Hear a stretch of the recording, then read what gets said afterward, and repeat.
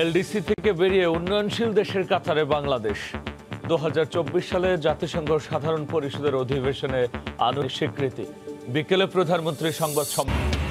কোনো ঘোষণা ছাড়াই হঠাৎ খুলনা থেকে 18 রুটে বাস চলাচল বন্ধ। আজ বিএনপির বিভাগীয় সমাবেশ কেন্দ্র করে এমন কাণ্ড, দাবি নেতাদের।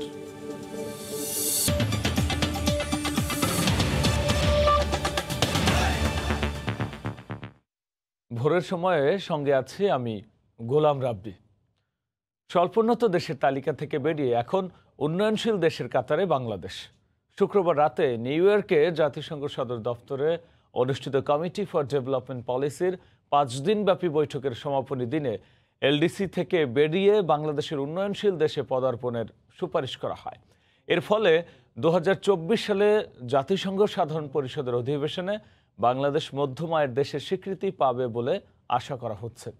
এলডিসি থেকে উত্তরণের বিষয়ে আজ বিকেলে ভার্চুয়াল সংবাদ সম্মেলনে বক্তব্য রাখবেন প্রধানমন্ত্রী শেখ হাসিনা।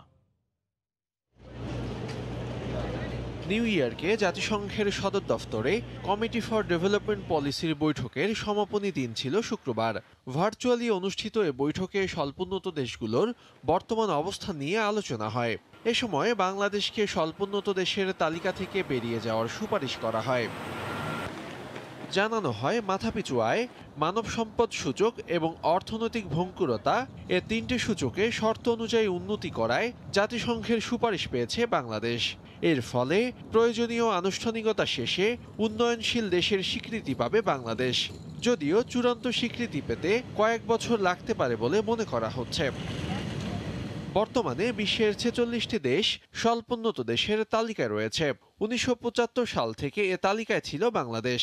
2018 সালে প্রথম এবং শুক্রবার কমিটি ফর ডেভেলপমেন্ট পলিসির ত্রিবার্ষিকীয় সম্মেলনে চূড়ান্ত সুপারিশ পাওয়ার মাধ্যমে বাংলাদেশ কার্যত উন্নয়নশীল দেশের কাতারে প্রবেশ করল বলে মত সংশ্লিষ্টদের।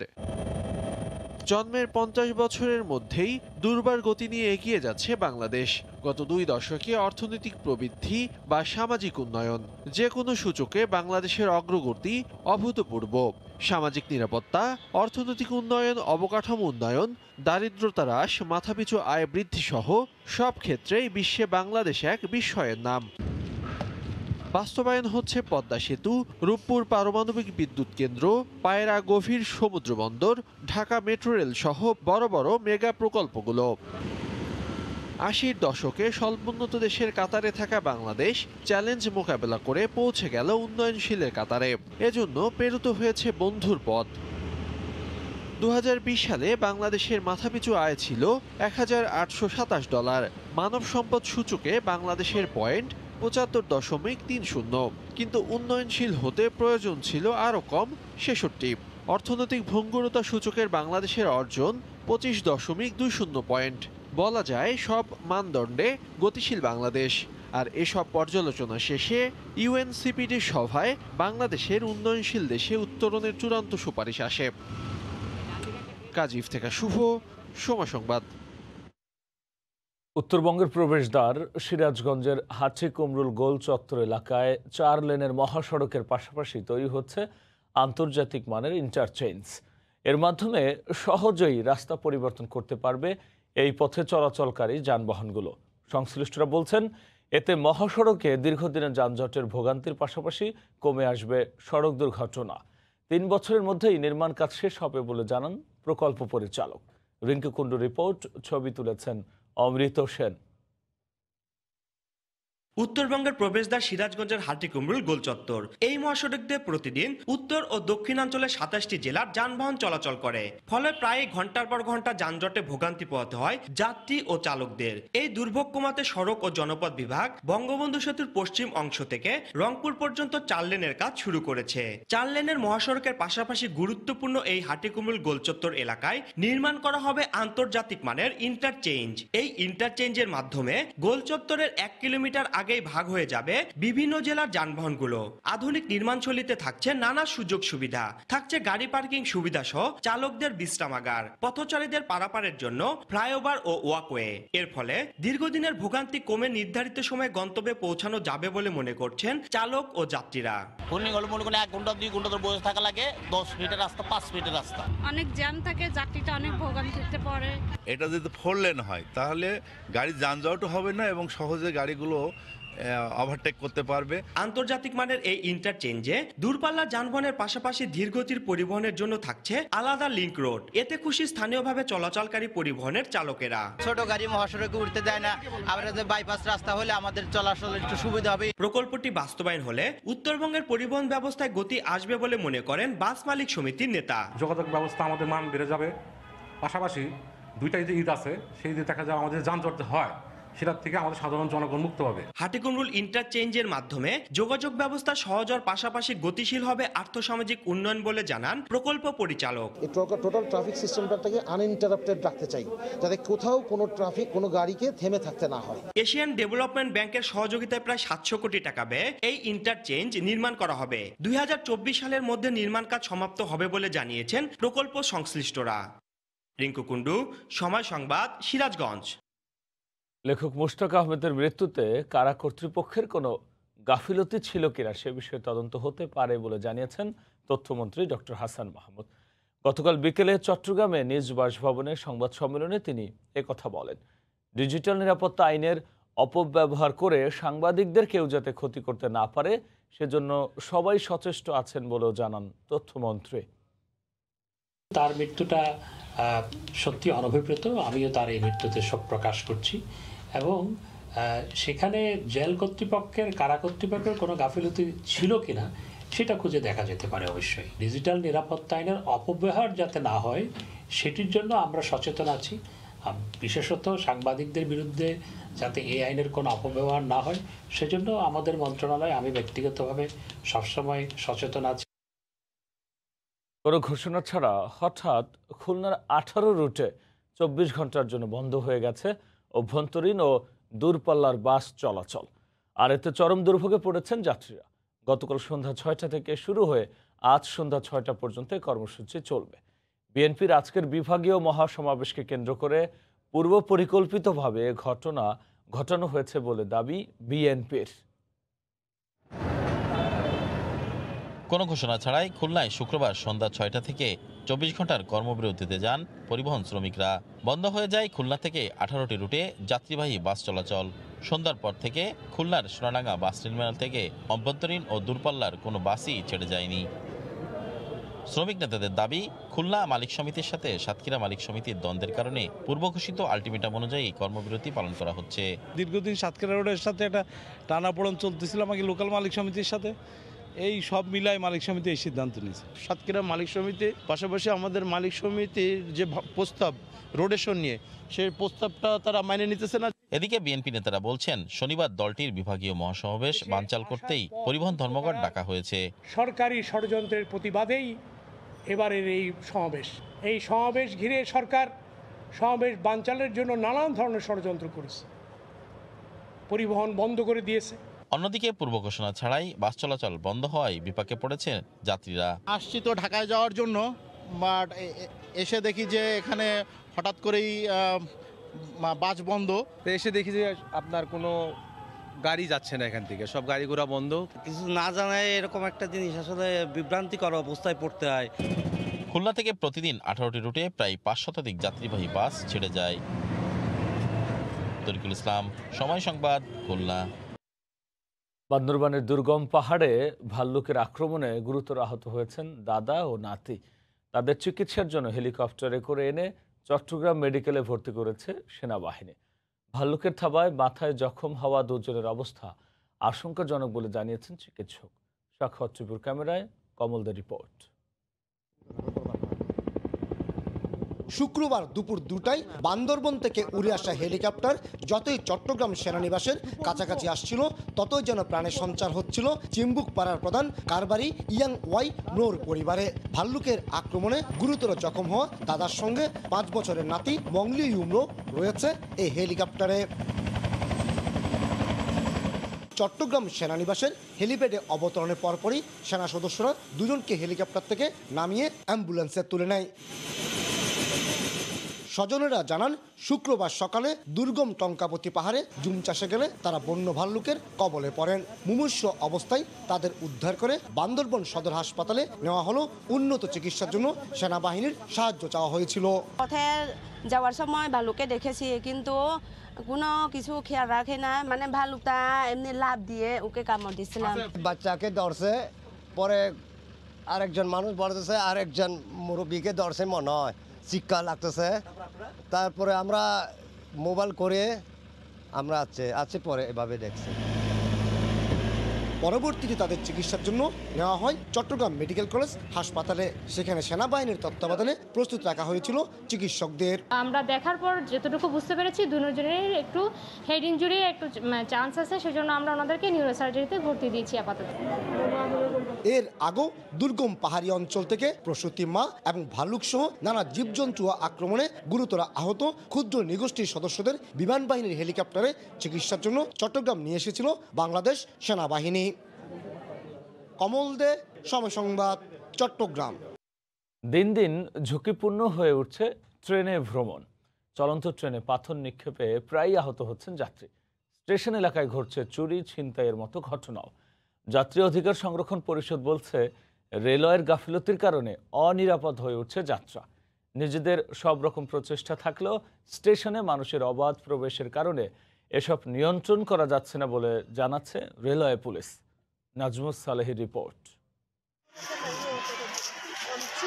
ঢাকা মেডিকেল কলেজ হাসপাতালে অচেতন পড়ে আছেন ইয়াসমিন আক্তার। গত 24 ফেব্রুয়ারি ভৈরব রেল স্টেশনে চলন্ত ট্রেনে ছিনতাইকারীর কবলে পড়েন তিনি। প্রত্যক্ষদর্শীরা জানান, ট্রেনটি স্টেশন থেকে ছেড়ে যাওয়ার সময় তার হাতের ব্যাগ ধরে টান দেন এক ছিনতাইকারী। এ সময় চলন্ত ট্রেন থেকে মাটিতে ছিটকে পড়েন ইয়াসমিন।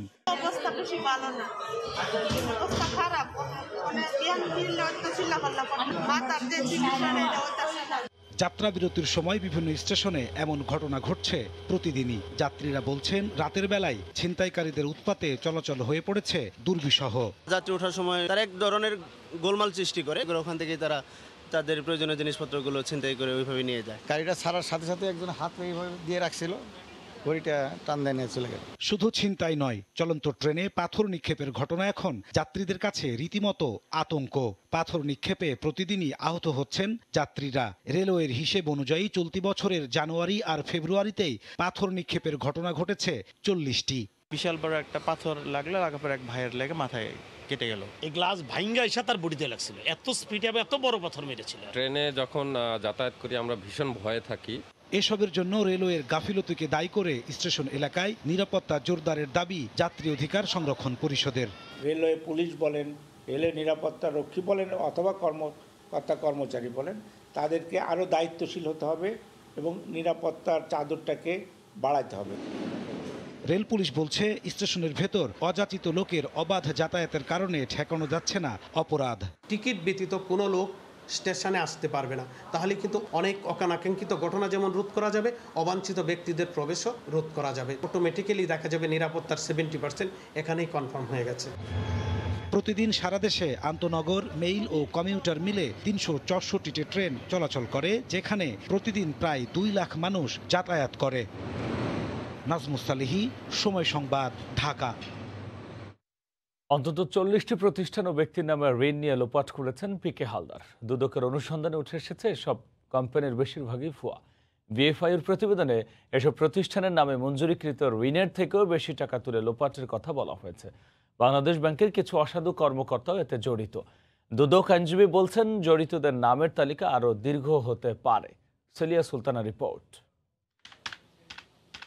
2020 সালে বাংলাদেশ ফাইন্যান্সিয়াল ইন্টেলিজেন্স ইউনিটের প্রতিবেদন বলছে, এনআরবি গ্লোবাল ব্যাংকের পরিচালক থাকা অবস্থায় বাড়ির নামে 3 কোটি টাকা গৃহঋণ নিলেও কোথায় বাড়ি করবেন তা উল্লেখ করেননি পিকে হালদার। লিজিং কোম্পানির নামে এই ঋণের অর্থ সংশ্লিষ্ট সরবরাহকারী প্রতিষ্ঠানের নামে ইস্যু না করে পিকে হালদার তার ব্যক্তিগত হিসেবে 5,68,81,286 টাকা ছাড় করে নেন, যেখানে বাংলাদেশ ব্যাংকের চেক ব্যবহার করা হয়। ইস্যু করা হয় ব্যাংক এশিয়ায়, অর্থ স্থানান্তরিত হয় পিকে হালদারের হিসেবে, যে হিসেব থেকে পরবর্তীতে 6.5 কোটি টাকা সরিয়ে নেওয়া হয় পিকের মা লীলাবতী হালদারের হিসেবে।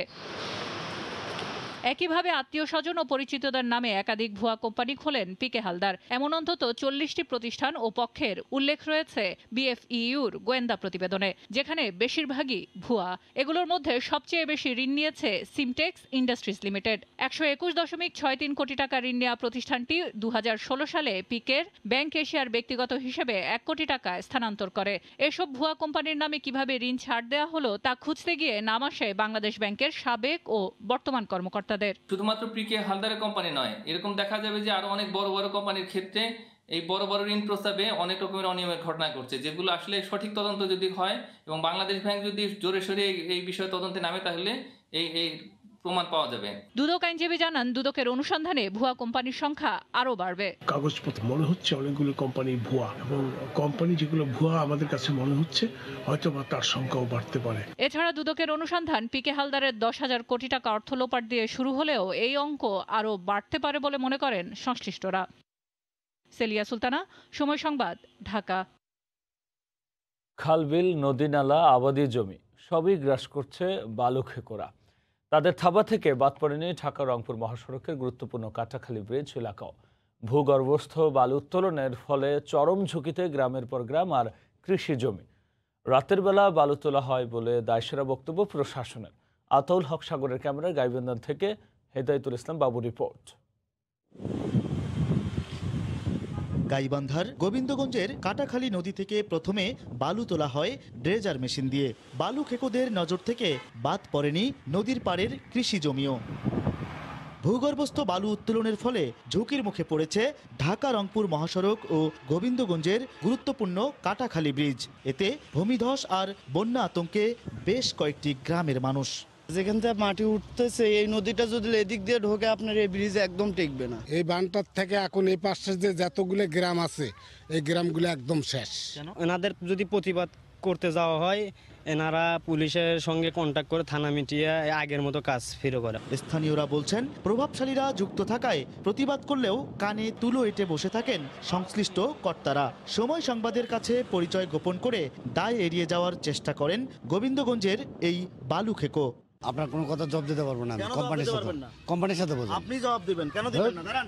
আমরা এখানে মানববন্ধন করেছি গোবিন্দগঞ্জে, পেপার পত্রিকায় সংবাদ হয়েছে, নিউজ হয়েছে, কিন্তু প্রশাসনিকভাবে কোনো উদ্যোগ নেই, মানে চোর পুলিশ খেলা। মহাসড়ক ও কাটাখালী ব্রিজ ঝুঁকিপূর্ণ হয়ে ওঠায় প্রশাসনকে 2 দফায় পত্র দেয় সড়ক ও জনপথ বিভাগ। উপজেলা প্রশাসনের দাবি, অভিযান চালিয়েও থামানো যাচ্ছে না বালু খেকোদের। বিভিন্ন জায়গা থেকে বালি উত্তোলন করা হচ্ছে, যে বালি উত্তোলনগুলো করা হলে আমাদের সড়কের এবং সেতুর ক্ষতি সাধন হতে পারে। মোবাইল কোর্ট করার পরে যেগুলো ড্রেজার মেশিন, সেগুলো আমরা জব্দ করি অথবা ধ্বংস করি। করার পরে চলে আসার পরে 2 দিন পরেই, ঠিক 2 দিন পরে আবার ওই যে সেম জায়গা থেকে আবার বালু উত্তোলন হয়। অন্যদিকে জেলা প্রশাসকের কাছে আবেদন করেও বালু উত্তোলন বন্ধ হয়নি বলে অভিযোগ করেন সাদুল্লাপুরের একবারপুর ও চণ্ডীপুর গ্রামের মানুষ। জেলার 7টি উপজেলায় অন্তত শতাধিক স্পটে চলছে বালু উত্তোলন। হেদায়েতুল ইসলাম বাবু, সময় সংবাদ, গাইবান্ধা। দীর্ঘ 18 বছর পর ঠাকুরগাঁয়ের বন্ধ রেশম কারখানাটি ফের পুরো দমে চালু হতে যাচ্ছে। এখন শুধু অপেক্ষা উদ্বোধনের। জেলার আরেকটি ভারী শিল্প চালুর খবরে এই অঞ্চলের মানুষের যেমন খুশি, তেমনি সৃষ্টি হবে কর্মসংস্থানের। ঠাকুরগাঁও থেকে জিয়াউর রহমান বকুলের পাঠানো তথ্য, ছবি নিয়ে রিপোর্ট। 20টি পাওয়ার রুম সংস্কারের মাধ্যমে জেলা শহরের গোবিন্দনগরে চালু হতে যাচ্ছে ঠাকুরগাঁওয়ের রেশম কারখানা। এর মধ্যে রেশম কারখানা কর্তৃপক্ষ পরীক্ষামূলকভাবে সুতা থেকে রেশম বস্ত্র উৎপাদন শুরু করেছে। কারখানার ভেতরে শ্রমিকদের কর্মচাঞ্চল্য আর মেশিনগুলোর খুটখাট শব্দে যেন নতুন রূপ ফিরে পেয়েছে। নতুন রূপে কারখানাটি চালুর খবরে দূর দূরান্তের চাষি ও কর্মীরা খোঁজ নিচ্ছেন প্রতিনিয়ত। কারখানাটি চালু হওয়ার উদ্যোগে সুতা উৎপাদনে কাঁচামালের জন্য কারখানার ভেতর ও বাহিরে বাড়তি যত্ন নেওয়া হচ্ছে তুঁত গাছের। পুরাতন যন্ত্রাংশ সংস্কারের পর প্রাণ ফিরে পাওয়া কারখানাটি পূর্ণাঙ্গ রূপ নিতে এখন শুধু অপেক্ষা। প্রায় 1 যুগ পর আবার চালু হচ্ছে। চালু হওয়াতে আমরা আসলে অনেক খুশি। এটা খোলার সাথে সাথে মানুষ কিন্তু খুব আগ্রহ প্রকাশ করছে, যারা পুরাতন চাষি। আমাদের কপাল খুলে গেছে, হ্যাঁ আমি করে খাচ্ছি, আরও আমাদের আরও এই এলাকার মানুষ আরও শ্রমিকরা করে খেতে পারবে। এই কারখানা চালু হলে অতীতে যে শ্রমিকগুলো ছিল সেই শ্রমিকরা কর্মসংস্থান হবে, এবং সেখানে নতুন লোকেরও কর্মসংস্থান হবে। পুরো প্রক্রিয়া শেষ হলে দ্রুততম সময়ের মধ্যে কারখানাটি চালু হবে বলে জানান সংশ্লিষ্টরা। ইতিমধ্যে 20টি লোম সংস্কারের কাজ সম্পন্ন হয়েছে। অল্প কিছুদিনের ভিতরেই আমরা আশা করছি যে আমাদের এই ঠাকুরগাঁয়ে রেশম কারখানাটি আবার চালু হবে এবং ঠাকুরগাঁওবাসীর দীর্ঘদিনের যে দাবি সেটা আবার পূরণ হবে। 1974 থেকে 75 সালে RDS বাংলাদেশের উদ্যোগে স্থাপিত হয় রেশম কারখানাটি। পরবর্তীতে 1981 সালে তা সরকারিকরণ করার পর 2002 সালে তৎকালীন সরকার লোকসানের অজুহাতে বন্ধ ঘোষণা করলে বেকার হয়ে পড়ে এই অঞ্চলের হাজারো শ্রমিক। সময় সংবাদ, ঠাকুরগাঁও। সাগরের উত্তাল ঢেউ, সাথে মানুষের ঢল। সাপ্তাহিক ছুটিকে কাজে লাগাতে প্রাণের সঞ্চার খুঁজতে অনেকেই ভিড় করছেন কক্সবাজারে। তবে উপেক্ষিত করোনা আতঙ্ক। সব মিলিয়ে মেলা বসেছে সবখানে। পর্যটকদের আনন্দ নির্বিঘ্ন করতে কাজ করছে লাইফগার্ড কর্মী ও ট্যুরিস্ট পুলিশ। সাপ্তাহিক ছুটির দিনে কক্সবাজার সমুদ্র সৈকতে মানুষের ঢল। ব্যস্ততার মাঝে খানিকটা প্রশান্তির খুঁজে দেশের নানা প্রান্ত থেকে আসা মানুষ সময় কাটাচ্ছেন আনন্দ উপভোগে। সাগরে সমুদ্র স্নান, টিউবে গা বাসানো, জেটস্কিতে ভ্রমণ ও প্রিয় মুহূর্তগুলো ক্যামেরার ফ্রেমে বন্দি করছেন তারা। শুক্র ও শনি 2 দিনের সাপ্তাহিক ছুটিতে পর্যটকদের এমন ভিড়। কক্সবাজারে এসে খুবই ভালো লাগছে, ঘোড়ায় উঠলাম, খুবই মজা লাগছে। মিলনায়তন হলাম অনেক মানুষের সাথে, খুব এনজয় করতেছি। খুব আমরা এখানে আসছি আনন্দ করার জন্য এবং এসে খুব এনজয় করতেছি। আমাদের অনেক দিনের ইচ্ছে ছিল যে আমরা সমুদ্র সৈকতে আসবো, আজ আসছি। আমাদের মনের আশা পূর্ণ হয়েছে, আমাদের অনেক ভালো লাগতেছে। যতটুকু পারি সামাজিক দূরত্ব বজায় রেখে এখানে আনন্দ উপভোগ করার জন্য। শীত মৌসুম শেষ হওয়ায় সাগর উত্তাল, তাই আগত পর্যটকদের সমুদ্র স্নানে নির্দেশনা মেনে চলার পরামর্শ লাইফগার্ড সংস্থার। আবহাওয়া যেহেতু চেঞ্জ হচ্ছে, বিচে প্রচুর পর্যটকের সমাগম ঘটতেছে ডে টু ডে। আমরা লাইফগার্ডের পক্ষ থেকে সর্বদা প্রস্তুত আছি। শর্ত ছিল মাস্ক পরা সহ শারীরিক দূরত্ব মেনে চলা, যার কিছুই মানছেন না পর্যটকরা। তবে পর্যটকদের স্বাস্থ্যবিধি মানার জন্য প্রচারণা চালানো হচ্ছে বলে জানিয়েছে ট্যুরিস্ট পুলিশ। মাস্ক লাগায় ঢুকাবো এরকম কোনো কিছু করা যাচ্ছে না। তো আমরা সার্বক্ষণিকই আমরা মাইকিং করতেছি, মাইকিং করে বলতেছি যে আপনারা বিচে মাস্ক ব্যবহার করুন, নিরাপদ দূরত্ব বজায় রাখুন। শুধু সমুদ্র সৈকতই নয়, পর্যটকরা ভিড় করছেন ইনানি, মহেশখালী, প্রবালদ্বীপ, সেন্ট মার্টিন সহ পর্যটন স্পটগুলোতে। সুজাউদ্দিন রুবেল, সবাই সংবাদ, কক্সবাজার। 2 যুগ পর আরিচা কাজিরহাট নৌ রুটে ফেরি চলাচল শুরু হচ্ছে আজ। ভোর থেকেই ঘাটে প্রস্তুত রাখা হয়েছে বেগম রোকেয়া, বীরশ্রেষ্ঠ মতিউর রহমান ও কেতকী নামে 3টি ফেরি। এই মুহূর্তে মানিকগঞ্জের আরিচা ঘাটে আছেন রিপোর্টার ইউসুফ আলী। আমরা সরাসরি যুক্ত হচ্ছি তার সঙ্গে। ইউসুফ। রাব্বি, আসলে এটা শুধু মানিকগঞ্জ নয়, এটা এবং পাবনা, এখানে যে জেলাগুলো রয়েছে, অর্থাৎ সেই জেলাগুলো মানুষের কিন্তু আসলে প্রত্যাশা, যেমনটা সেই প্রত্যাশার কিন্তু 2 যুগ পরে আসলে সেই প্রত্যাশা কিন্তু আসলে পূরণ হওয়া একদম দ্বার প্রান্তে এসে দাঁড়িয়েছে। যদি আপনাকে বলি, সেই ক্ষেত্রে আরিচা কাজিরহাটের যে নৌরুটের যে যাত্রীরা রয়েছে, তারা কিন্তু যে স্বপ্ন গুনছিলেন, সেই স্বপ্ন কিন্তু খুব সামনেই চলে আসছে বলে মনে হচ্ছে। তো কিছুক্ষণের মধ্যে অথবা 9টা বা 10টার ভিতরে বা 11টার ভিতরে এই নৌরুটটি উদ্বোধন করবেন আসলে নৌ পরিবহন প্রতিমন্ত্রী আসলে খালেদ মাহমুদ চৌধুরী বলে আমাকে BIWTCর মেরিন বিভাগ একদম নিশ্চিত করেছেন। অন্যদিকে কিন্তু সেই দিকে লক্ষ্য রেখে আসলে এই যে আরিচার যে ঘাটটি রয়েছে, সেই আরিচার 3 নম্বর ঘাটটি কিন্তু একদম সচল করা হয়েছে এবং এখানে যে সারিং, সুগান্ট এবং পাটুরি, আরিচা যে কাজিরহাটের যে নৌরুটটি রয়েছে, তার মার্কিং পয়েন্ট এবং কি ড্রেজিং কাজ সম্পূর্ণ হয়েছে আরও 15 দিন আগে। সেই ক্ষেত্রে এই মুহূর্তে কিন্তু আসলে একদম নতুন একটি ফেরি, আসলে সেই ফেরিটি কিন্তু আসলে রোরো ফেরিও নয় এবং কি ছোট ফেরি নয়, মাঝারি ধরনের একটি ফেরি বেগম রোকেয়া কিন্তু এখন প্রস্তুত রাখা হয়েছে। এবং অন্যান্য দিকে লক্ষ্য করে কিন্তু আরও 2টি ফেরি পথে রয়েছে। আসলে পাটুরিয়া ঘাট থেকে এইটা আরিচা এই নৌরুটে, অর্থাৎ আরিচা কাজিরহাট নৌরুটের আরিচা ঘাট পয়েন্টে আসলে রাখা হবে। সেই ক্ষেত্রে ওই ফেরি দুটো আমাকে নিশ্চিত করেছে টিসির মেরিন বিভাগ যে বীরশ্রেষ্ঠ মতিউর রহমান এবং কেতকী নামের ফেরিটি অলরেডি এই রোডে আসার জন্য তারা মাঝপথে রয়েছে। আসলে আমি এখানকার যারা আসলে ঈশ্বরদী, পাবনা অর্থাৎ এই অঞ্চলের যারা মানুষ তাদের সাথে কথা বলেছি, অর্থাৎ যাত্রী তাদের সাথে কথা বলেছি। তারা বলছে তো দীর্ঘদিন যারা দীর্ঘ 2 যুগ যখন এইটা নরটি বন্ধ ছিল তখন কিন্তু তারা অতি কষ্টে সেতু হয়ে অর্থাৎ বঙ্গবন্ধু সেতু হয়ে তারা ঢাকা পাড়ি দিতেন। তখন কিন্তু 4 থেকে 5 ঘন্টা সময় বেশি তাদের লাগতো। তো এই নরট যদি ব্যবহার করা হয় সেক্ষেত্রে কিন্তু এই 4 থেকে 5 ঘন্টা সময় বেঁচে যাবে এবং কি রাস্তাও খুব অল্প রাস্তায় কিন্তু তারা ঢাকার ইচ্ছা মহাসড়ক হয়ে ঢাকার বিভিন্ন গন্তব্যে তারা কিন্তু পৌঁছাতে পারবে। অন্যদিকে কিন্তু যারা এখানকার শ্রমিক রয়েছে এই নরটের অর্থাৎ যারা আসলে এইটা পাবনা, ঈশ্বরদী এই সব জেলার যারা যাত্রী রয়েছে তারা এবং শ্রমিক রয়েছে তারাও বলছে আসলে যারা অনেক ঘুরে যারা বঙ্গবন্ধু সেতু হয়ে এবং যানজটের ভিতরে তাদেরকে চলাচল করতে হয় সেটাতে কিন্তু তারা অবসান হতে যাচ্ছে।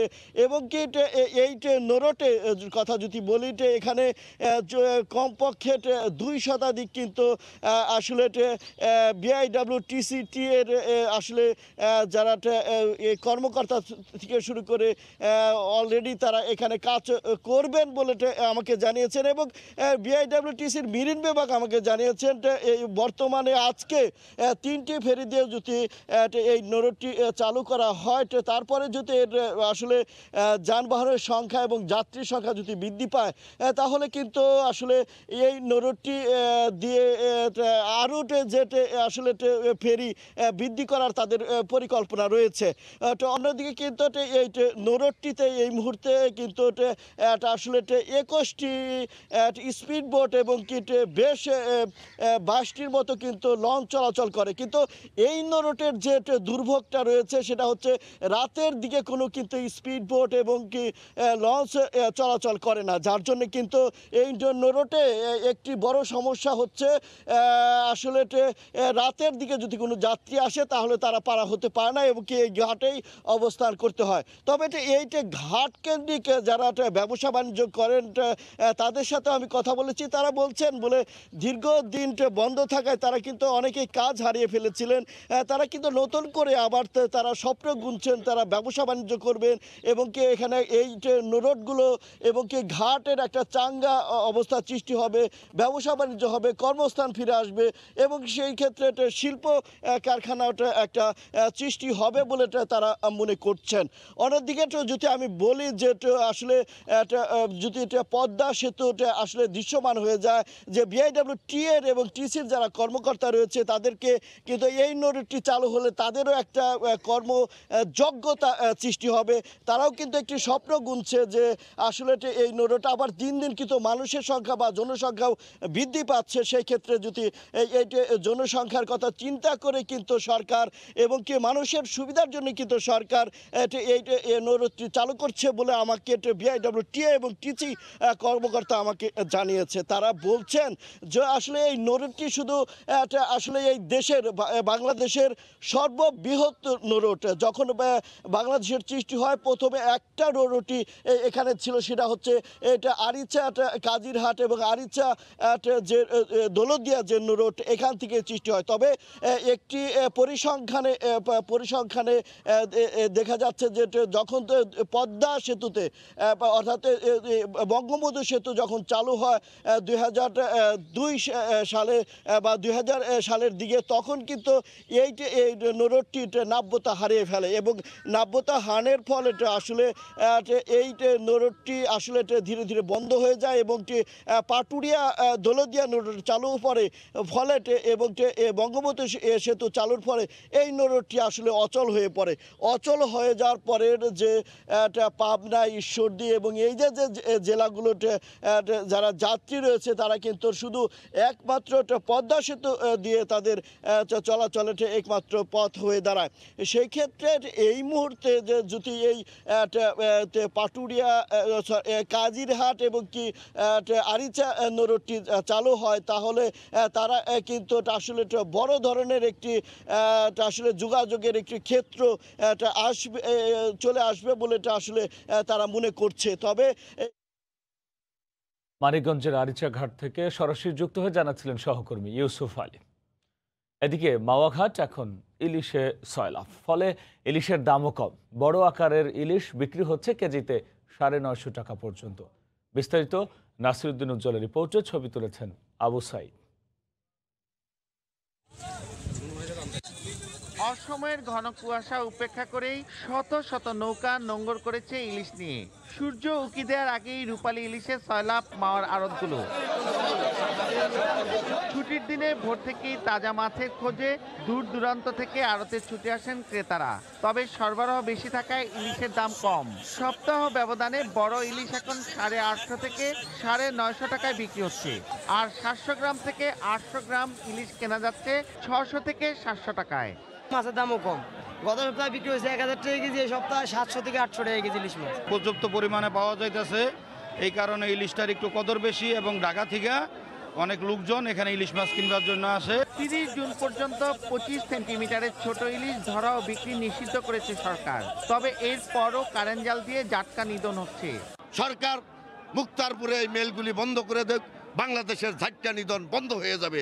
ইলিশের এই হাটে 29টি আড়ত রয়েছে, আর জেলায় নিবন্ধিত জেলে আছেন 1064 জন। নাসিরউদ্দিন উজ্জ্বল, সময় সংবাদ, মুন্সিগঞ্জ। ভাষার মাস ফেব্রুয়ারি মানেই বইয়ের উৎসব, যদিও বাংলা একাডেমি বা সোহরাওয়ার্দীতে নয়। ধানমন্ডির রবীন্দ্র সরোবরে হয়ে গেল ব্যতিক্রমী এ বই উৎসব, যেখানে 10টি পুরনো বইয়ের বদলে মিলেছে নতুন না পড়া বই। গতকাল সকাল 10টায় শুরু হয়ে উৎসব চলে বিকেল 5টা পর্যন্ত। নগরযান্ত্রিকতায় নানা ব্যস্ততার মাঝে একটু স্বস্তি পেতে আয়োজন করা হয় নানা উৎসবের। তবে এবার ব্যতিক্রমী এক আয়োজন শুধুই বই নিয়ে। বইয়ের তাকে পড়ে থাকা পুরনো বইয়ের বদলে যদি পান না পড়া বই, তবে তা মন্দ হয় না, এমন ধারণা থেকেই ধানমন্ডির রবীন্দ্র সরোবরে চলছে বইয়ের উৎসব। 10টি বইয়ের বিনিময়ে যেখানে পাওয়া যাচ্ছে না পড়া 10টি বই। উৎসব শুরু হতেই পাঠকের ঢল নামে এখানে। মেইনলি মোহাম্মদ জাফর ইকবালের বেশি বই আছে, বাট আমি যে বই পছন্দ হয় সেগুলো নিব। মেইনলি খুঁজতেছি আমি সায়েন্স ফিকশন। আমরা এখানে যে বইগুলো এনেছি সেগুলো নাম লিখছি, আমাদের নাম দিচ্ছি এবং আমাদের মোবাইল নাম্বার দিচ্ছি। এরপরে বলেছে যে যখন আমরা বই জমা দিয়ে নতুন বই নিব, তখন সেখানে আবার নতুন বইয়ের নাম লিখতে হবে। এখানে শুধু বইয়ের বিনিময়ই হচ্ছে না, বইয়ের জ্ঞান ছড়িয়ে পড়ছে পাঠক থেকে পাঠকে। সাহিত্যের সব শাখার বই যেখানে পাচ্ছেন বইপ্রেমীরা। এক্সচেঞ্জ করতে পারছি, ব্যাপারটা ভালো লাগছে। শরৎচন্দ্র চট্টোপাধ্যায়ের আর সেবা প্রকাশনীরও কিছু বই নিয়েছি। ফেব্রুয়ারি মাসটা তো আমরা সবসময় বইমেলাতেই যাই, সো এই বছর যেটা হয়নি আমরা সেটা অনেক বেশি মিস করেছি, স্পেশালি যারা বই পড়তে অনেক ভালোবাসে। প্রথমবারের মতো আয়োজিত এই উৎসব ব্যাপক সাড়া ফেলেছে। ভবিষ্যতে তাই পরিসর আরও বাড়ানোর কথা বলছেন আয়োজকরা। আমরা আসলে এতটা সাড়া পাবো এটা আমরা কখনো এক্সপেক্ট করি নাই, অভূতপূর্ব। কারণ সকালে জাস্ট আমরা রেজিস্ট্রেশন শুরু করার পরপরই অনেক মানুষের বই জমা দিচ্ছে এবং তারা তাদের পছন্দ মতো বই নিয়ে নিচ্ছে। সাড়াটা অনেক ভালো। করোনা বাস্তবতায় স্বাস্থ্যবিধি মেনেই সবাই অংশ নিচ্ছেন বই বিনিময় উৎসবে। ফেব্রুয়ারির চিরচেনা সেই উৎসবেই যেন ফিরেছে নগরীতে, তবে একটু ভিন্ন আবহে, ভিন্ন আঙ্গিকে। বইয়ের উৎসব ছড়িয়ে পড়ুক শহর, নগর, বন্দরে। ফয়সাল মোর্শেদ, সময় সংবাদ, ঢাকা। আগামী 1 মার্চ থেকে 2 মাসের জন্য মেঘনা ও তেঁতুলিয়া নদীর ইলিশের অভয়াশ্রমে মাছ ধরা বন্ধ থাকবে, তাই শেষ মুহূর্তে ইলিশ শিকারে ব্যস্ত জেলেরা। এ বিষয়ে বিস্তারিত জানাতে ভোলার ইলিশা ঘাট থেকে আমাদের সাথে যোগ দিচ্ছেন সহকর্মী নাসিরউদ্দিন লিটন। সরাসরি চলে যাচ্ছি তার কাছে। লিটন। ধন্যবাদ রাব্বি। আর একদিন বাদেই ভোলার মেঘনা এবং তেঁতুলিয়া নদীর 190 কিলোমিটার এলাকায় সব ধরনের মাছ ধরা বন্ধ হয়ে যাবে। আসলে বাংলাদেশের ইলিশ উৎপাদন বৃদ্ধিতে যে 6টি অভয় আশ্রম রয়েছে, তার মধ্যে 2টি অভয় আশ্রমই ভোলাতে। একটি ভোলার ইলিশা থেকে চরপিয়াল পর্যন্ত মেঘনা নদীর 90 কিলোমিটার এবং তেঁতুলিয়া নদীর চর ভেদুরিয়া থেকে চর রুস্তম পর্যন্ত 100 কিলোমিটার নদীতে অভয় আশ্রম ঘোষণা করে ইলিশ উৎপাদনের জন্য নিষেধাজ্ঞা জারি করেছে। তো এই একদিন পরে যে নিষেধাজ্ঞা শুরু হচ্ছে, নিষেধাজ্ঞা প্রায় 2 মাস কর্মবিরতি, কর্মহীন থাকবেন ভোলার প্রায় 1.5 লক্ষাধিক জেলে। সেজন্য তারা শেষ মুহূর্তে, মানে নিষেধাজ্ঞার একদিন আগেই তারা ইলিশ ধরে এই সময়ের পুঁজি সংগ্রহের জন্য কাজ করে যাচ্ছেন। অনেকটা নাওয়া খাওয়া ভুলে তারা এখন নদীতে ছুটছেন।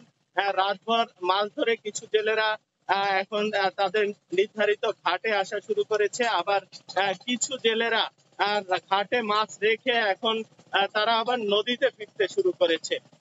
তো এখানকার ইলিশের অবস্থা যদি বলি যে গত নভেম্বরে মা ইলিশ রক্ষা অভিযানের পর বেশ কিছুদিন মেঘনা তেঁতুলিয়া নদীটা ইলিশ শূন্য ছিল। জেলেরা যে পরিমাণ ইলিশ প্রত্যাশা করেছিল তার চেয়ে অনেক কম পেয়েছে। তো আবার সম্প্রতি কিছুটা ইলিশ বেড়েছে।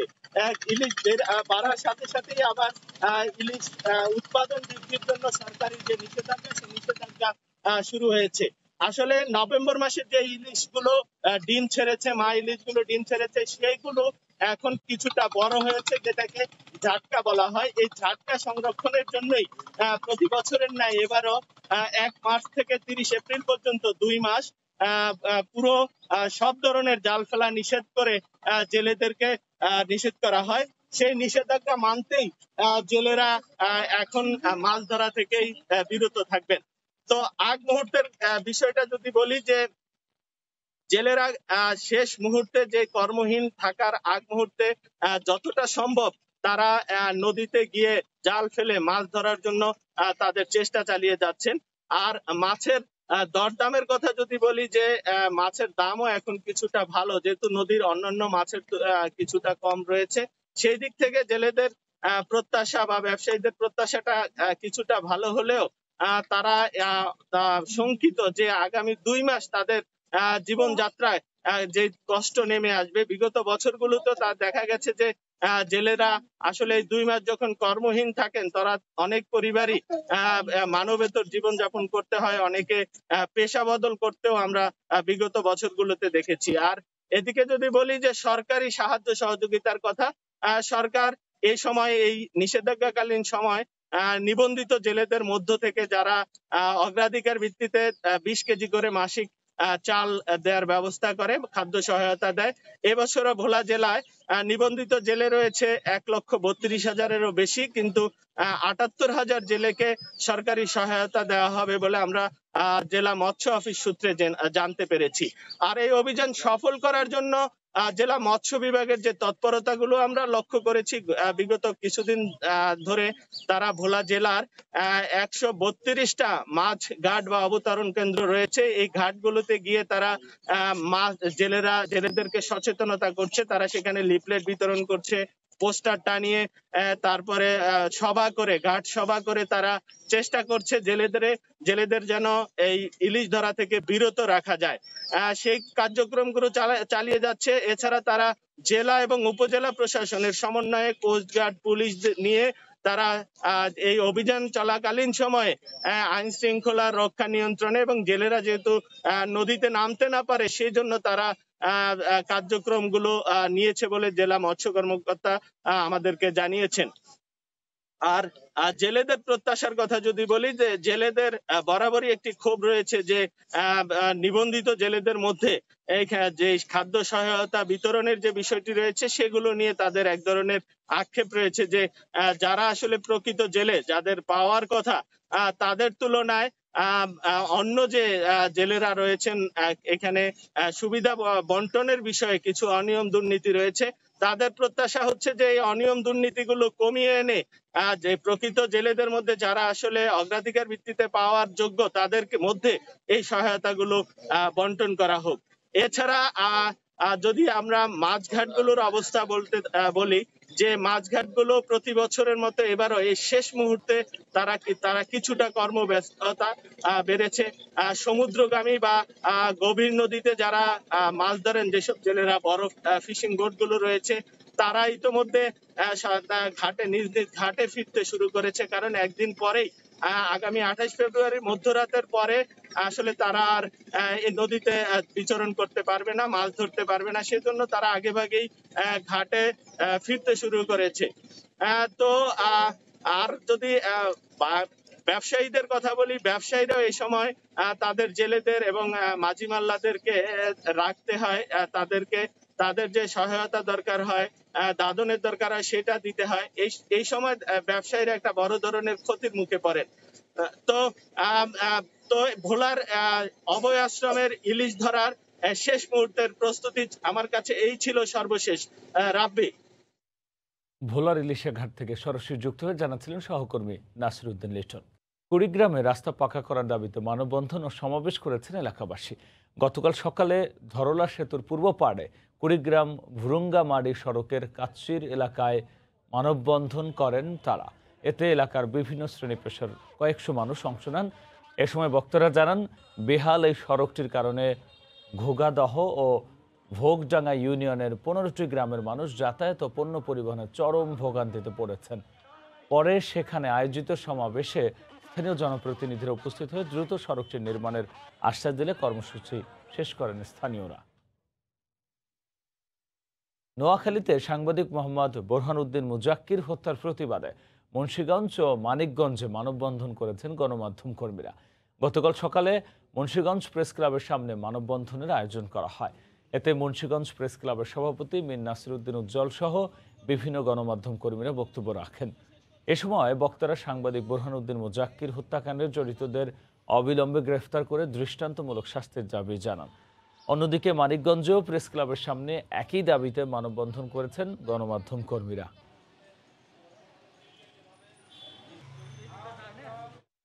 চুয়াডাঙ্গায় সীমান্ত এলাকা থেকে 2 কেজি 400 গ্রাম ওজনের স্বর্ণের বার উদ্ধার করা হয়েছে। বৃহস্পতিবার রাতে দর্শনা থানার ফুলবাড়ি সীমান্ত থেকে পরিত্যক্ত অবস্থায় এসব স্বর্ণের বার উদ্ধার করে বিজিবি। চুয়াডাঙ্গা 6 বিজিবির পরিচালক লেফটেন্যান্ট কর্নেল খালিকুজ্জামান জানান, ফুলবাড়ি সীমান্ত দিয়ে স্বর্ণ পাচার হচ্ছে এমন সংবাদের ভিত্তিতে সেখানে যায় তাদের একটি দল। বিজিবির উপস্থিতি টের পেয়ে পালিয়ে যায় চোরা কারবারিরা। পরে সেখানে বাজার করার একটি পরিত্যক্ত ব্যাগ থেকে ছোট বড় 11টি স্বর্ণের বার উদ্ধার করা হয়। উদ্ধার করা এসব স্বর্ণের বাজার মূল্য প্রায় 1.5 কোটি টাকা বলে জানিয়েছে বিজিবি। এ ঘটনায় বিজিবির পক্ষ থেকে দর্শনা থানায় একটি লিখিত অভিযোগ দায়ের করা হয়েছে।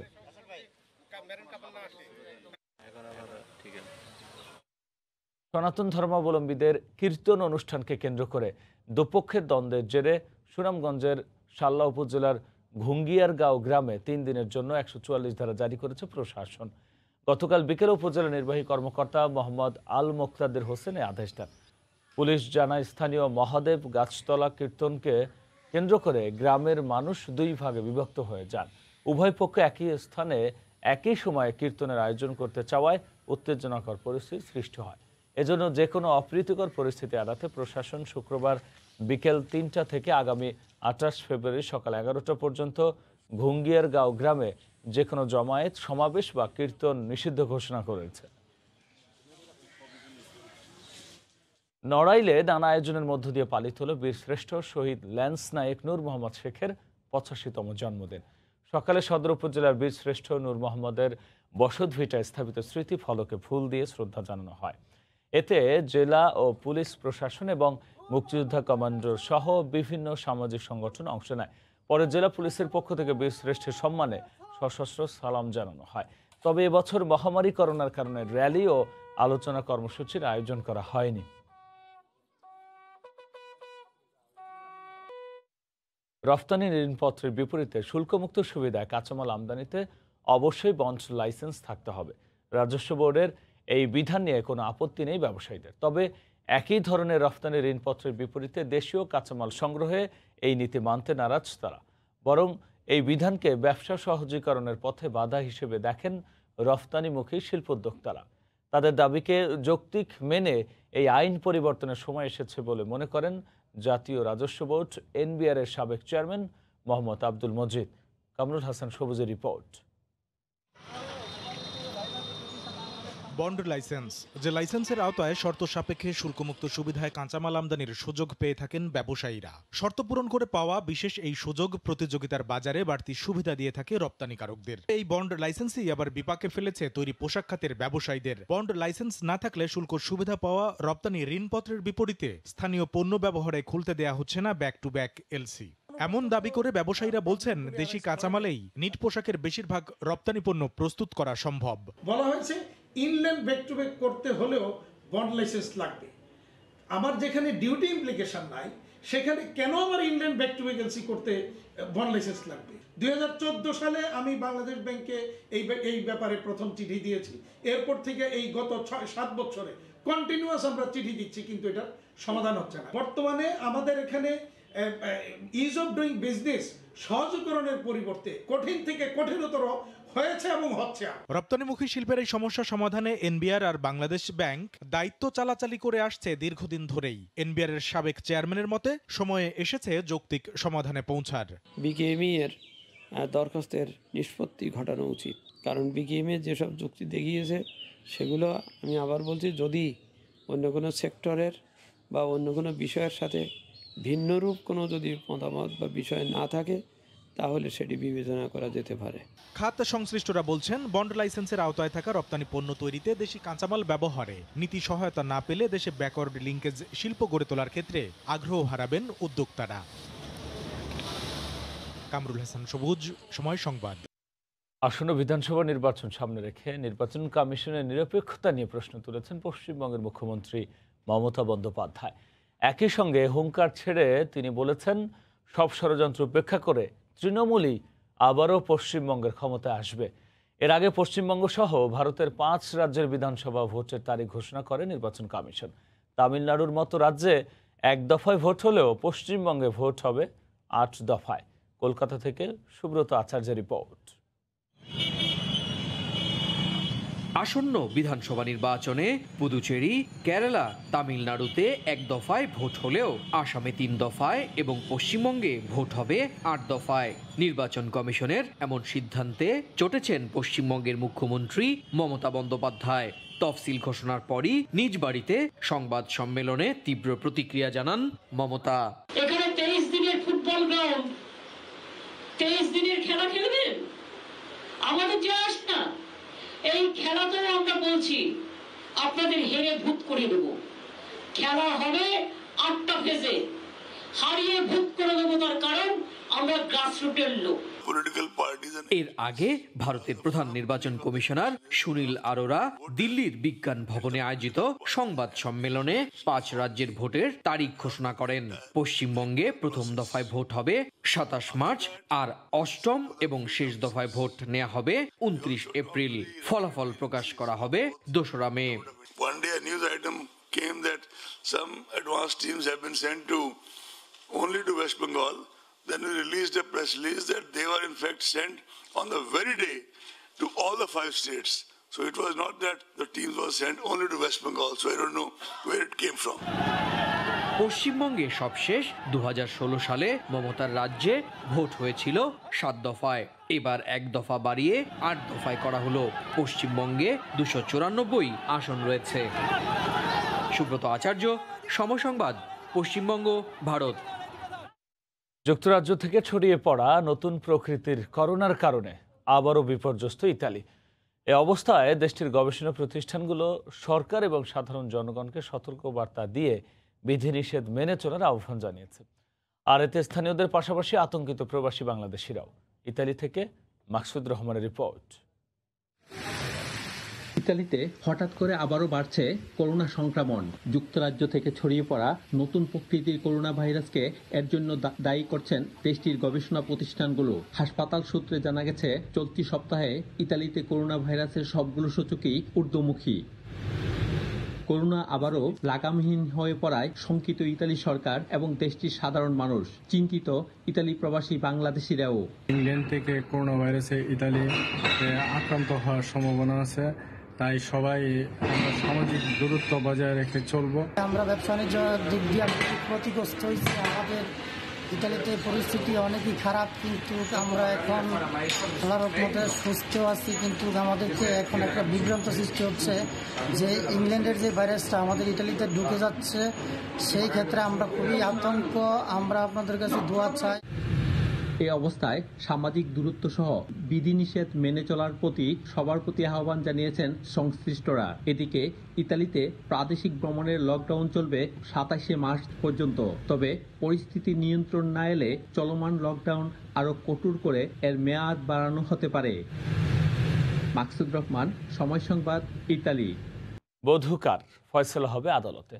দুপক্ষই তদন্ত আদালতের ওপর আস্থা রাখতে চান। ক্রিকেটার নাসির হোসেনের আইনজীবী জানান, তারা মামলার বাদী রাকিব হাসানের বিরুদ্ধে মামলার প্রস্তুতি নিচ্ছেন। আর রাকিব হাসান জানান, তারাও আইনি লড়াইয়ে প্রস্তুত। এদিকে পিবিআই বলছে, আদালতের নির্দেশনা পেলেই শুরু হবে তদন্ত। এক বধূ নিয়ে দুইজনের দ্বন্দ্ব গড়িয়েছে আদালতে। আদালতের বাইরেও চলছে দুপক্ষের বাগযুদ্ধ।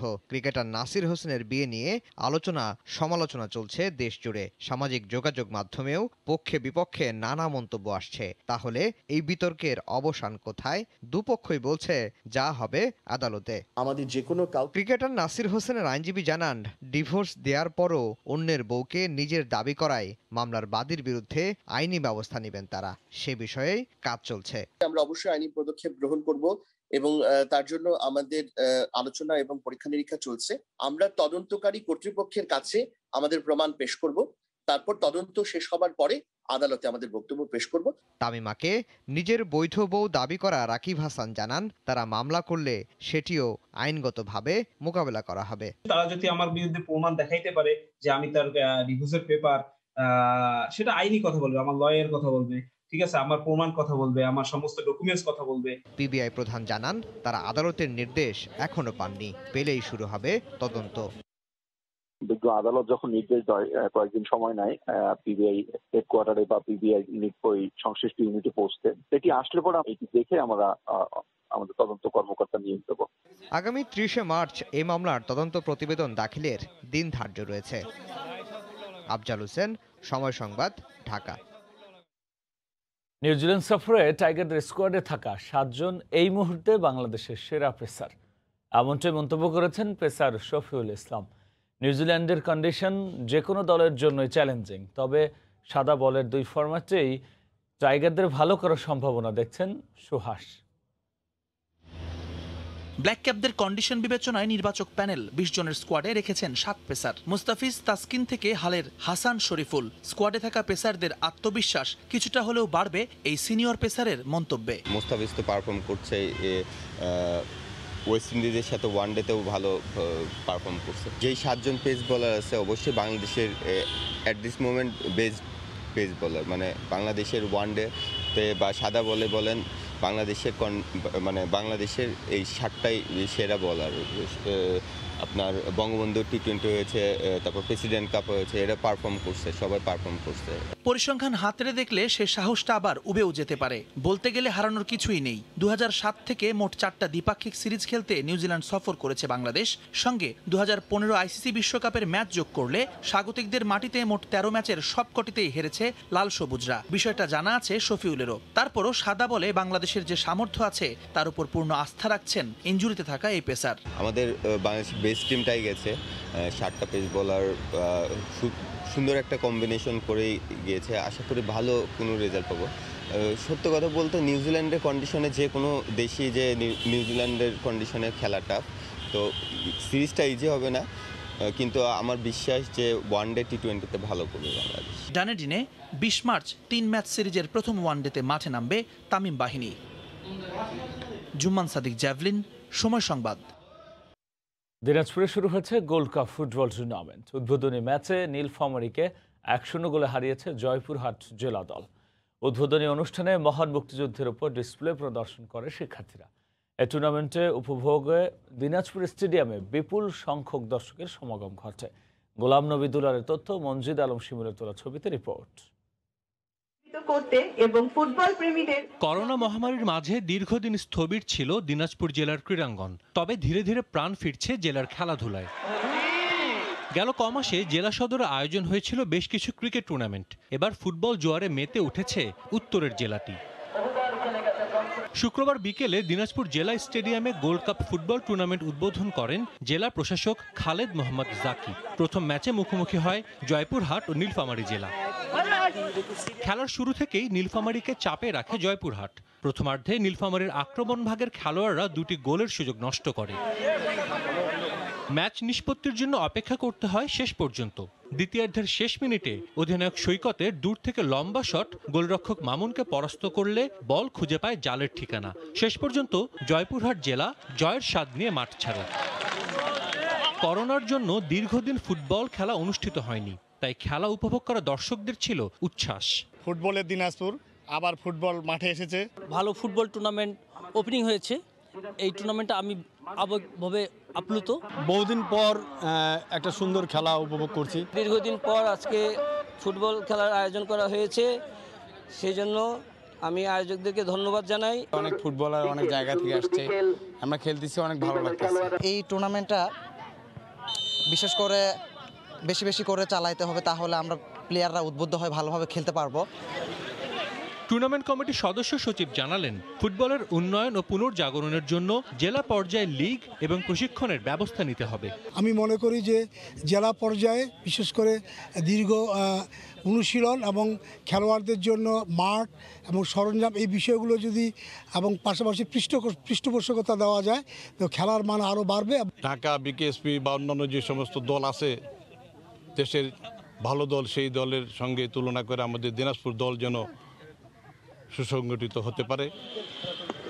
গোল্ড কাপ ফুটবল টুর্নামেন্ট কমিটির আয়োজনে চতুর্থবারের মতো অনুষ্ঠিত হচ্ছে এই আসর, যেখানে রংপুর বিভাগের 8টি জেলা দল অংশ নিয়েছে।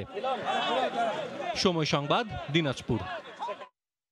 আবারও ক্রিকেট প্রসঙ্গ। বড় ক্রিকেটার হওয়ার স্বপ্ন নিয়ে মুন্সিগঞ্জের মীরকাদিমে ভোরবেলাতেই ব্যাট বল নিয়ে ব্যস্ত সময় পার করেন ক্ষুদে ক্রিকেটাররা। ধলেশ্বরী তীরের মীরকাদিম গ্রিন ওয়েলফেয়ার মাঠে নিয়মিত অনুশীলন করে তৈরি করেছেন নিজেদের। সেখানে আছেন সহকর্মী নাসিরউদ্দিন উজ্জ্বল। আমরা সরাসরি যুক্ত হচ্ছি তার সঙ্গে। উজ্জ্বল, রাব্বি, এই ক্রীড়া ঐতিহ্যের মুন্সিগঞ্জে কিন্তু ভোর থেকেই যে ক্ষুদে ক্রিকেটার তাদের নানা রকম অনুশীলন শুরু হয়ে গেছে। এই আজকে কিন্তু ফাল্গুনের মধ্যেই কিন্তু কুয়াশা, এই কুয়াশার যে শিশির ভেজা মাঠ, সেই মাঠে কিন্তু এই ক্ষুদে ক্রিকেটাররা এসে দেখছেন যে পিচ ভিজে গিয়েছে। তারপরে তারা কিন্তু অন্যান্য যে সব প্রশিক্ষণগুলো আছে সেগুলো কিন্তু তারা করছেন। এবং এই ধলেশ্বরীর একেবারে তীর ঘেঁষা মাঠটিতে আমরা এসে দেখেছি যে ভোর থেকে কিন্তু এরকম সরব অবস্থা, ব্যাটে বলে তারা সরব এবং শরীরকে যে ঘাম ঝরাচ্ছেন যে নিজেদেরকে প্রস্তুত করবার জন্য। এই যে ক্রিকেট একাডেমি, এই ক্রিকেট একাডেমির কিন্তু সালাউদ্দিন, যিনি বাংলাদেশ এই দলের বোলার, এখান থেকে কিন্তু উঠে এসছেন। এছাড়া কিন্তু বিকেএসপিতে 4 জন ক্ষুদে ক্রিকেটার এখান থেকে কিন্তু সুযোগ পেয়েছেন। এর বাইরেও কিন্তু এই ঢাকার বিভিন্ন লিগে এখান থেকে কিন্তু আরো 14 জন ক্রিকেটার খেলেন। এর বাইরে যে জেলার ক্রিকেট দল আছে, বিভিন্ন বয়স ভিত্তিক ক্রিকেট দল, সেখানে কিন্তু অনেকেই খেলার সুযোগ পেয়েছেন। এটি হচ্ছে জেলা শহরের বাইরের একটি পৌরসভা মীরকাদিম। এই পৌরসভাটি কিন্তু জেলা শহরের বাইরে হলেও খেলাধুলা কিন্তু অনেকটা এগিয়ে।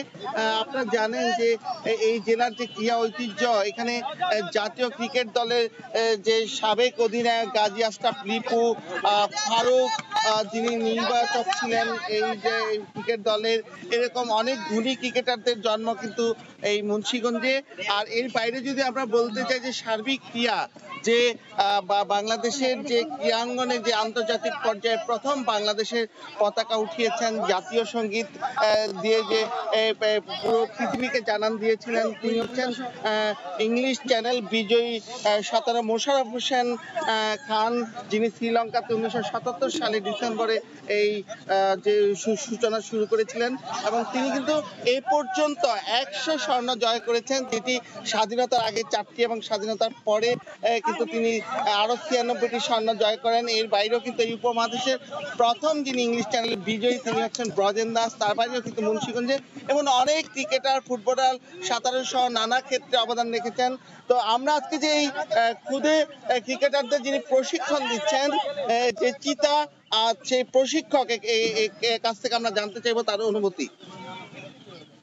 আমার এই রিকাই বাজার গ্রিন ওয়েলফেয়ার ক্রিকেট একাডেমিতে প্রায় 6টা থেকে স্টুডেন্ট প্র্যাকটিস করে। আমরা মূলত এজ লেভেলের বয়স ভিত্তিক প্লেয়ার, এজ লেভেল থেকে প্লেয়ার আমরা চিন্তা ভাবনা করতেছি যে কিভাবে এই প্লেয়ারগুলা বের হয়ে আসে। আমাদের বিসিবি যদি একটা নজর থাকে বা আমাদের জেলা ক্রীড়া সংসদের নজর থাকে মাঠটার প্রতি, এখান থেকে অনেক প্লেয়ার, অনেক ভালো ভালো প্লেয়ার বের হয়ে আসবে। আমাদের মূলত একটা টার্ফের একটা প্রয়োজন। আমরা যদি একটা টার্ফ যদি আমরা পেয়ে যাই, তাহলে হয়তো এখান থেকে অনেক ভালো ভালো প্লেয়ার এখান থেকে উঠে আসবে। আমাদের মূলত বিকেএসপিতে আমরা 4 জনের মতো আমার স্টুডেন্ট আছে বিকেএসপিতে, ঢাকা লিগে 20 জনের মতো খেলোয়াড় খেলতেছে।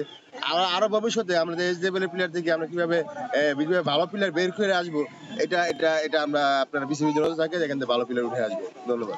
ধন্যবাদ আপনাকে। তো এই যে এখানকার কোচ তিনি নানা রকম চ্যালেঞ্জের কথা বলছিলেন, যে এখানে যে ক্রিকেট কন্ট্রোল বোর্ড আছে এবং এখানকার যে ক্রীড়া সংস্থা রয়েছে এবং ক্রীড়াঙ্গনে যারা দায়িত্বে আছেন তাদের কিন্তু এই যে খুদে ক্রিকেটার এবং গ্রামে গঞ্জে যে প্রশিক্ষণ, সেই প্রশিক্ষণটিকে আরো শক্তিশালী করবার জন্য কিন্তু নানা রকম প্রচেষ্টার কথা বলছেন। তবে এখানে যিনি ক্রিকেট কন্ট্রোল বোর্ডে যেখানে প্রতিনিধিত্ব করেন জুনায়েদ হোসেন, তিনি এখানকার যে ক্রিকেটের প্রশিক্ষণে খোঁজখবর রাখছেন।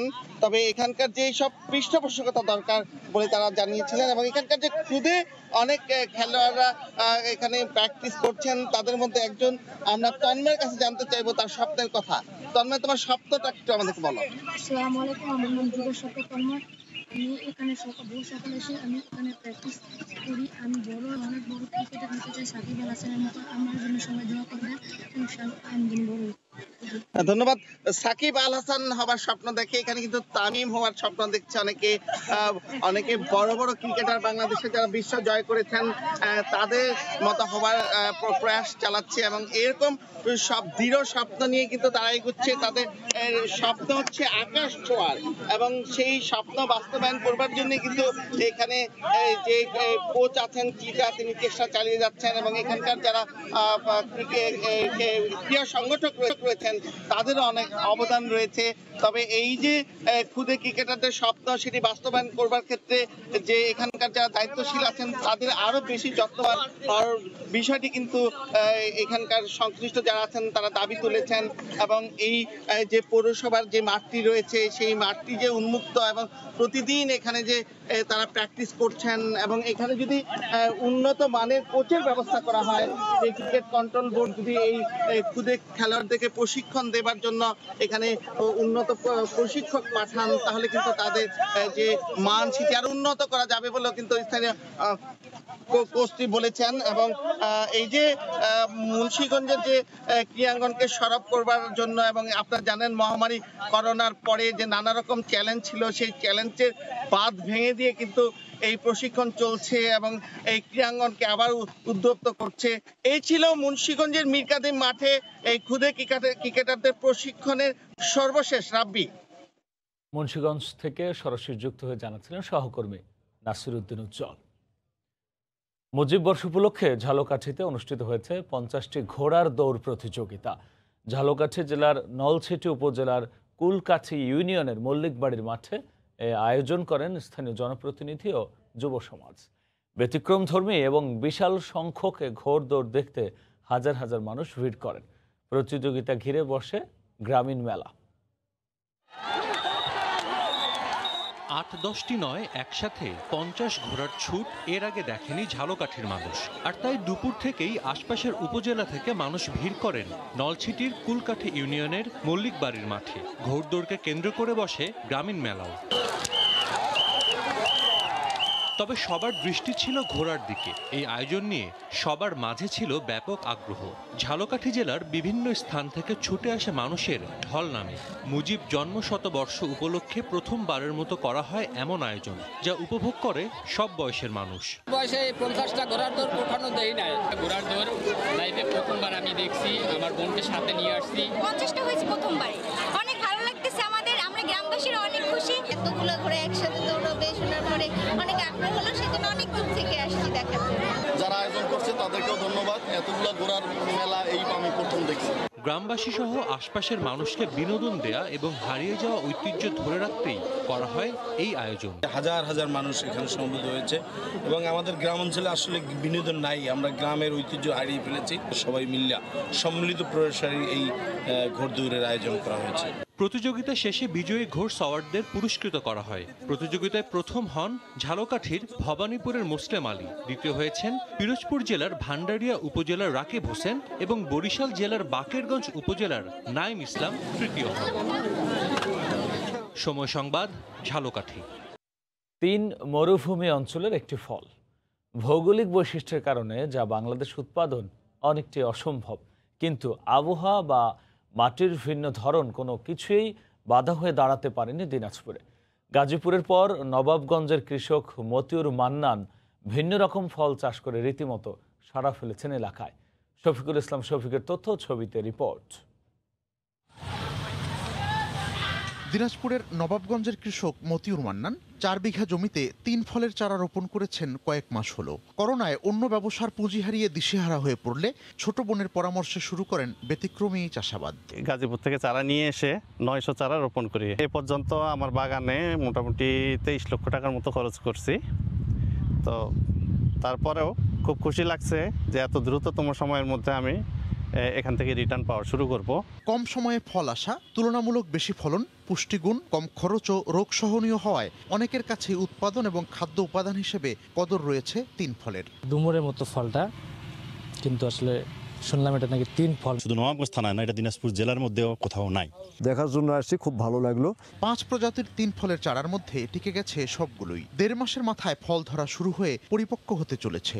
স্বল্প সময়ে তুলনামূলক বেশি ফলন হয় আগ্রহ বাড়ছে স্থানীয়দেরও। বাগানে কর্মসংস্থান হয়েছে অনেকেরই। অল্প সময়ের মধ্যে যখন গাছে ফল ধরা শুরু করছে, আনন্দে বুক ভরে গেছে। তার সঙ্গে পরামর্শ করার জন্য আসছি। আমরাও আগ্রহী এই বাগান করার জন্য। 13,000 টাকা মাস বেতন পাই, এতে আমার খুব সুন্দর দিনপাত চলে। আরও কেউ যদি 2-4টা বাগান লাগাই, ইনশাল্লাহ আমাদের আরও ভালো হবে। আগ্রহীদের নানা পরামর্শ ও নির্দেশনা দিচ্ছে কৃষি বিভাগ। ভবিষ্যতে কেউ এটি আগ্রহ দেখালে এখান থেকে চারা কলম নিয়ে নতুন করে আরও বাগান তৈরি করতে পারবেন। বিপণনে রাজধানীর বাজারই আপাতত ভরসা। কৃষকের দাবি, দেশের চাহিদা মিটিয়ে রপ্তানিও হতে পারে বিভিন্ন দেশে, যা বৈদেশিক মুদ্রার পাশাপাশি সুনামও বয়ে আনবে দেশের জন্য। সময় সংবাদ, দিনাজপুর। এবার ফুলের বাজারে দর ভালো পাওয়ায় নওগাঁর লাখাইজানি গ্রামে ফুল চাষে আগ্রহী হয়ে উঠছেন অনেক চাষি। দৃষ্টিনন্দন ফুলের শোভা দেখতে ও কিনতে বাগানগুলোতে ভিড় করছেন অনেকেই। এ বিষয়ে বিস্তারিত জানাতে আমাদের সাথে যুক্ত হচ্ছেন সহকর্মী এমআর রকি। সরাসরি চলে যাচ্ছি তার কাছে। রকি। রাব্বি, আপনাকে এই ফাগুনের সকালে ফুলের শুভেচ্ছা। আমরা রয়েছি একটি ফুলের বড় বাগান। এখানে ফুল চাষাবাদের জন্য চাষিরা এখন ফুল যেসব ঘরে তোলার তুলছেন এবং বাজারে নেওয়ার জন্য তারা এই ফুলগুলো তারা প্রস্তুতি নিচ্ছেন। এই অঞ্চলে কিন্তু ফুল চাষাবাদ খুব জনপ্রিয় হয়ে উঠেছে গেল 2-3 বছর ধরে আমরা লক্ষ্য করছিলাম। এবং এই মাসের 3টি দিবসকে ঘিরে কিন্তু এবছর ফুলের একটা বড় বাজার তারা পেয়েছে এখানকার চাষিরা বলছেন। এবং আমরা যেটা দেখছিলাম যে এখানে কিন্তু গাঁদা, ক্যামেলিয়া, গোলাপ, টিউলিপ, ডালিয়া, জবা, রজনীগন্ধা, অর্কিড এই জাতীয় ফুলের কিন্তু এবছর অত্যন্ত ভালো একটা চাষাবাদ করেছেন চাষিরা। এবং আমরা আরেকটি বিষয় তাদের কাছ থেকে জানতে পারছিলাম, প্রথম দিকে কিন্তু এই একদিকে করোনার একটা মন্দা বাজার ছিল, পরবর্তীতে এসে কিন্তু আরেক দফা এই তীব্র শীত এবং কুয়াশার কারণে ফুল চাষিদের কিন্তু কিছুটা আর্থিক ক্ষতির মুখে পড়তে হয়েছে। তবে এই আর্থিক ক্ষতি কিন্তু দ্রুতই তারা কেটে উঠেছে। এই মাসের 3টি বাজার তারা এবার কিন্তু সফলভাবে পেয়েছে এবং খুব ভালো একটি দাম তারা পেয়েছে বলছেন এখানকার চাষিরা। এবং এই বাজারের কারণে কিন্তু নতুন করে তাদের একটা চাঙ্গা মনোভাব আমরা লক্ষ্য করছিলাম। এবং ফুল চাষাবাদের দিকে কিন্তু কৃষি বিভাগের পক্ষ থেকেও ব্যাপক উৎসাহ দেওয়া হচ্ছে। এবং আমরা এখানে এই জেলায় কিন্তু ফুল এখন পর্যন্ত কৃষি বিভাগ বলছে যে প্রতি বছরই কিন্তু 50 থেকে 100 হেক্টর বাড়ছে। এবং এই বৃদ্ধিরই কিন্তু সুফল আস্তে আস্তে স্থানীয় বাজার চাহিদা মিটিয়ে কিন্তু রাজধানী সহ বিভিন্ন জায়গায় এই ফুলগুলো কিন্তু সরবরাহ করে থাকেন। তবে স্থানীয়ভাবে এই যে বাজার রয়েছে প্রায় প্রতি বাৎসরিক বাজার 50 কোটি টাকার উপরে বলছেন স্থানীয় কৃষি অফিস। এবং দিন দিন কিন্তু ফুল চাষাবাদের দিকে ঝোঁকার কারণে বিকল্প ফসলের আর্থিক যে সুফল তারা এই কৃষকরা কিন্তু পাচ্ছেন।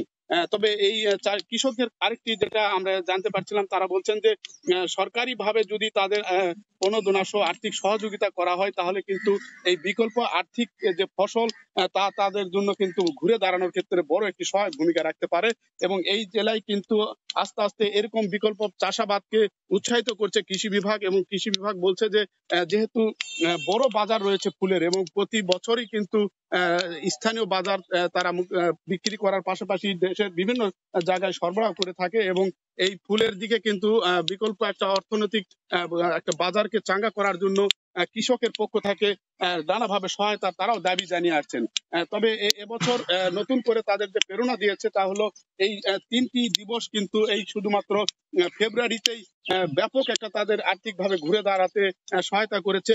এখানে স্থানীয় যারা ফুল চাষী তারা বলছেন যে এবছর কিন্তু প্রতি পিস গোলাপ তারা বিক্রি করেছেন এই বাগান থেকে 4 থেকে 5 টাকা করে। অন্যদিকে গাঁদা ফুল যেসব রয়েছে এই গাঁদা ফুল কিন্তু এখানেই বিক্রি করেছেন তারা 500 থেকে 400 টাকা বা 550 টাকা হাজারে। তবে এই আর্থিকভাবে কিন্তু তাদের ভিতরে একটা প্রেরণা আমরা লক্ষ্য করছিলাম এবং ফুল চাষাবাদ যেহেতু নতুন একটি দিকে তাদেরকে ধাবিত করছে এবং অর্থনৈতিকভাবে তারা বেশ এখন স্বাচ্ছন্দ্য বোধ করছেন, যেহেতু অন্যান্য এই অঞ্চলে আপনি জানেন যে কৃষি প্রধান জেলায় ধানের আবাদটা সবচেয়ে বেশি হয়ে থাকে। এই জাতীয় বিকল্প ফসল কিন্তু কৃষকদের জন্য নতুন একটা প্রেরণা, তাদের একটা আশা জাগিয়েছে এবং কৃষি বিভাগও বলছে যে আমরা তাদের দিক থেকে কিন্তু সহযোগিতা দিয়ে এই জাতীয় চাষিদেরকে উৎসাহিত করা হচ্ছে। তবে কৃষকদের যেটা এখানে ক্ষোভ রয়েছে, তারা বলছেন যে কয়েক দফা প্রাকৃতিক দুর্যোগ সহ এবছর যে মন্দাভাব, এই মন্দাভাবের জন্য তাদের প্রণোদনা যে দেওয়ার সুযোগ হয়েছিল তা কিন্তু তারা পাননি। এই ক্ষেত্রে সরকারের একটু সহযোগিতা তারা কামনা করছেন এবং ফুলের বাজার দিন দিন কিন্তু প্রসার হচ্ছে। প্রতি বছরই কিন্তু বিভিন্ন আনুষ্ঠানিকতা, বিয়ে বা অন্যান্য আনুষ্ঠানিকতায় ফুলের যে চাহিদা রয়েছে, এই চাহিদাকে ঘিরেই কিন্তু চাষিরা তাদের এই বাজারকে ধরার জন্যই এই চাষাবাদ করে থাকেন। তবে প্রথম দিকে কিন্তু কৃষকরা বেশ ক্ষতির মুখে পড়েছিলেন। তারা বলছেন যে এবছর কিন্তু হঠাৎ করে এই একদিকে করোনা তাদের চরমভাবে আর্থিক ক্ষতির মুখে ফেলেছিল, যেহেতু করোনার কারণে বাজার একেবারেই নিচে নেমে গিয়েছিল, বাজার ছিল না। পরবর্তীতে কিন্তু আবার আরেক দফা এই যে প্রাকৃতিক দুর্যোগ, বিশেষ করে তীব্র শীত, এবার কিন্তু চাষিদেরকে বেশ চড়া দামে ফুলের নতুন করে চারা সংগ্রহ করতে হয়েছিল এবং এই চারাগুলো তারা রোপণ করে তারা কিন্তু তাদের দিক থেকে এই বাজার ধরার জন্য চেষ্টা করেছেন।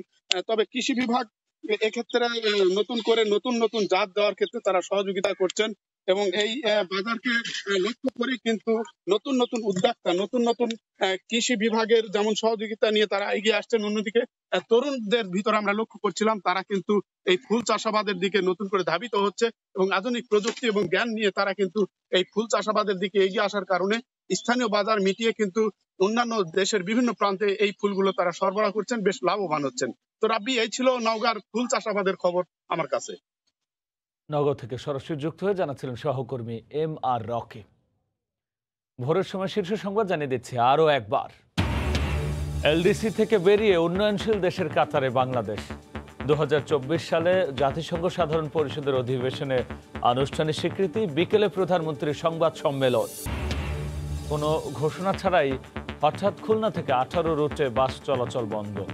আজ বিএনপির বিভাগীয় সমাবেশ কেন্দ্র করে এমন কাণ্ড, দাবি নেতাদের। এই ছিল ভোরের সময়, সঙ্গে থাকুন সময়।